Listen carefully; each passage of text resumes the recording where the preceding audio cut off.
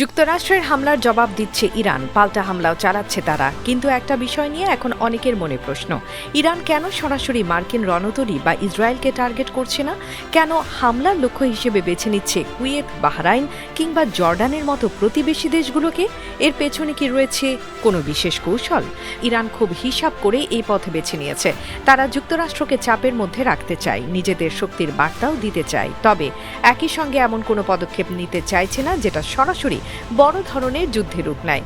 কারণ মার্কিন রণতরীতে হামলা করা ইরানের জন্য অত্যন্ত ঝুঁকিপূর্ণ একটি সিদ্ধান্ত হতে পারে।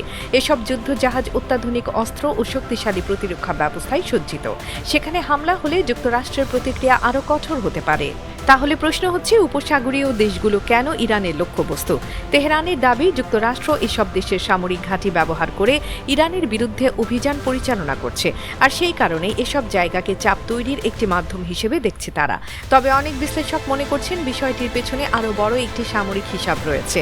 ইরান জানে সরাসরি যুক্তরাষ্ট্রের মূল সামরিক শক্তির ওপর আঘাত করলে পরিস্থিতি দ্রুত নিয়ন্ত্রণের বাইরে চলে যেতে পারে। তাই তারা এমন লক্ষ্য বেছে নিচ্ছে যেখানে নিজেদের অবস্থান জানান দেওয়া যায়, আবার সরাসরি সর্বাত্মক যুদ্ধের ঝুঁকিও কিছুটা এড়িয়ে যাওয়া যায়। কিন্তু এই কৌশল কতটা সফল হবে সেটিই এখন বড় প্রশ্ন। কারণ প্রতিবেশী দেশগুলোতে হামলা চালালে ইরান শুধু যুক্তরাষ্ট্রের নয়, পুরো অঞ্চলের চাপের মুখে পড়তে পারে। বিশ্লেষকদের মতে এই মুহূর্তে যুক্তরাষ্ট্র ও ইরান দুপক্ষই শক্তি দেখাতে চাইছে, কিন্তু কেউই সরাসরি এমন এক যুদ্ধে যেতে চাইছে না যেখান থেকে ফিরে আসা কঠিন।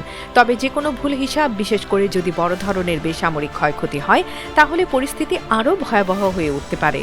এখন দেখার বিষয়, ইরানের এই কৌশল কি সত্যি ওয়াশিংটনের উপর চাপ তৈরি করতে পারবে, নাকি উল্টো তেহরানকে আরও কঠিন পরিস্থিতির মুখে ফেলবে? আন্তর্জাতিক ডেস্ক, বাংলা ভিউ।